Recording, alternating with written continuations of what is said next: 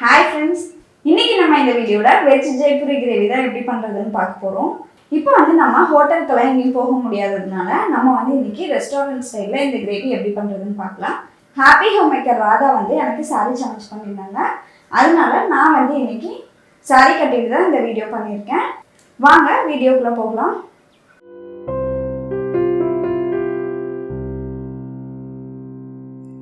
இந்த ஜெய்புரி கிரேவி பண்ணுறதுக்கு ஒரு சாஸ்பேனில் 1/4 கப் அளவுக்கு எண்ணெய் ஊற்றிக்கலாம். எண்ணெய் நல்லா சூடான பிறகு அதில் 3 சின்ன சைஸ் பட்டை சேர்த்துக்கோங்க. அடுத்ததாக பாதி அளவுக்கு பிரியாணி இலை, 2 ஏலக்காய், 3 கிராம்பு, 1/2 டீஸ்பூன் சீரகம் இதெல்லாத்தையும் சேர்த்து நல்லா வதக்கிக்கலாம். அடுத்ததாக இது கூட 300 கிராம் அளவுக்கு பெரிய வெங்காயத்தை சேர்த்து நல்லா வதக்கிக்கோங்க. வெங்காயத்தை நல்லா ப்ரௌன் கலர் ஆகிற வரைக்கும் வதக்கணும். அப்போ தான் இந்த கிரேவி நல்லா டேஸ்ட்டாக இருக்கும். ஒரு 1/4 மணி நேரத்துக்கிட்ட நல்லா வதக்குங்க. 300 கிராம் பெரிய வெங்காயம் அப்படிங்கிறது 4 பெரிய வெங்காயத்தை இந்த மாதிரி அரைச்சி போட்டிங்க அப்படின்னா கரெக்டாக இருக்கும். வெங்காயத்தை மிக்ஸி ஜாரில் போட்டு இந்த மாதிரி அரைச்சி சேர்த்துக்கோங்க. ரொம்ப நைஸாக அரைக்க வேண்டாம், கொரகொரப்பாக அரைச்சா போதும். இப்போ பாருங்கள், வெங்காயம் நல்லா ப்ரௌன் கலர் ஆகிடுச்சு. இந்த சமயத்தில் நம்ம 1 டேபிள் ஸ்பூன் அளவுக்கு இஞ்சி பூண்டு பேஸ்ட்டை சேர்த்துக்கலாம். இஞ்சி பூண்டோட பச்சை வாசனை போகிற வரைக்கும் வதக்கிக்கோங்க. அடுத்ததாக இதில் 1/4 கிலோ அளவுக்கு தக்காளியை சேர்த்து வதக்கிக்கோங்க.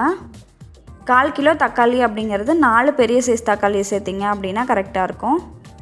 இதை நல்லா இந்த மாதிரி கலரி விட்ட பிறகு இதில் 2 சிட்டிகை அளவுக்கு மஞ்சள் தூள், 1/2 டேபிள் ஸ்பூன் மிளகாய் தூள், 1/2 டேபிள் ஸ்பூன் கொத்தமல்லி தூள், 1/4 டீஸ்பூன் கரம் மசாலா, 1 டீஸ்பூன் உப்பு, 1 டீஸ்பூன் சர்க்கரை இது எல்லாத்தையும் சேர்த்துக்கோங்க.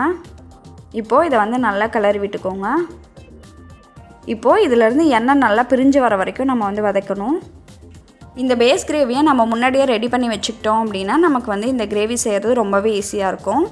இந்த கிரேவியை நீங்கள் ஃப்ரீயாக இருக்கும் போது பல்காக செஞ்சு ஃப்ரிட்ஜில் ஸ்டோர் பண்ணி வச்சுக்கலாம். ஒரு 15 நாள் வரைக்கும் இது ஃப்ரிட்ஜில் கெட்டு போகாமல் இருக்கும்.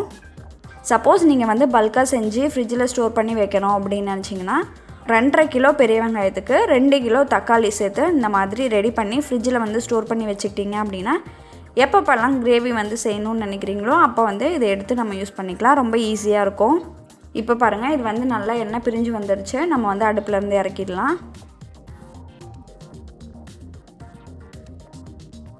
அடுத்ததாக ஒரு ஃப்ரை பேனில் 2 டேபிள் ஸ்பூன் அளவுக்கு வெண்ணெயை சேர்த்துருக்கேன். இதில் 3 கேரட்டை இந்த மாதிரி கட் பண்ணி சேர்த்துக்கோங்க. கேரட்டை ஒரு 2 நிமிஷம் நல்லா வதக்குங்க. அடுத்ததாக அது கூடவே காலிஃப்ளவர் சேர்த்துக்கலாம். ஒரு 1/4 பகுதி அளவுக்கு காலிஃப்ளவர் இது கூட சேர்த்துருக்கேன். கூடவே ஒரு 7-8 பீன்ஸையும் இந்த மாதிரி பெருசாக கட் பண்ணி சேர்த்துக்கோங்க. இதை ஒரு 2 நிமிஷம் நல்லா வதக்கிக்கோங்க. இப்போது இதை மூடி வச்சு ஒரு 5 நிமிஷம் வேக வச்சுக்கலாம். தண்ணி எதுவும் ஊற்ற வேண்டாம். இப்போ பாருங்கள், இது ஒரு 5 நிமிஷம் நல்லா வெந்திருக்கு. அடுத்ததாக இது கூட ஒரு பெரிய வெங்காயத்தை கொஞ்சம் பெரிய பீஸாக கட் பண்ணி சேர்த்துக்கோங்க. கொஞ்சமாக முட்டைக்கோஸ் சேர்த்துருக்கேன். நல்லா இந்த மாதிரி நீளமாக கட் பண்ணி சேர்த்துக்கோங்க. ஒரு கேப்சிகம்மை இந்த மாதிரி க்யூபாக கட் பண்ணி சேர்த்துருக்கேன். இப்போது இது எல்லாத்தையும் சேர்த்துட்டு நல்லா கலந்து விட்டுக்கோங்க. இது கூட 2 சிட்டிகை உப்பு, 2 சிட்டிகை பெப்பர் பவுடர், 2 சிட்டிகை அளவுக்கு நம்ம மிளகாய் தூள் இது எல்லாத்தையும் சேர்த்து நல்லா கலந்து விட்டுடலாம். திரும்பவும் இதை மூடி வச்சு ஒரு 5 நிமிஷம் வேக வச்சுக்கோங்க. இப்போ பார்த்தீங்க அப்படின்னா காய்கறி எல்லாம் நல்லா வெந்துருச்சு.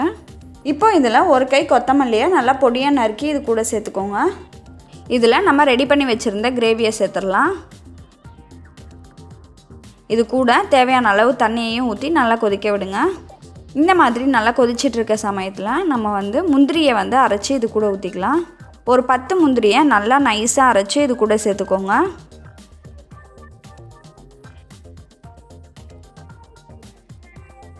கடைசியாக ஒரு 100 கிராம் அளவுக்கு பன்னீரை கட் பண்ணி இது கூட சேர்த்துடலாம்.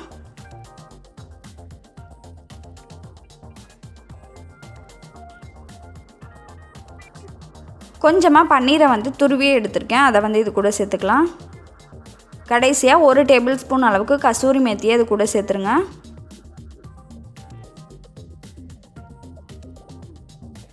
அவ்வளோதான், நம்மளோட restaurant style veg Jaipuri gravy ready ஆகிடுச்சு. இந்த கிரேவி வந்து ஒரு 8 பேருக்கு கரெக்டாக இருக்கும். இப்போ பாருங்கள், நம்மளோட வெஜ் ஜெய்ப்பூரி கிரேவியும் சப்பாத்தியும் ரெடி ஆயிடுச்சு. இதை வந்து டேஸ்ட் பண்ணி பார்த்துட்டு எப்படி இருக்குன்னு நான் சொல்கிறேன்.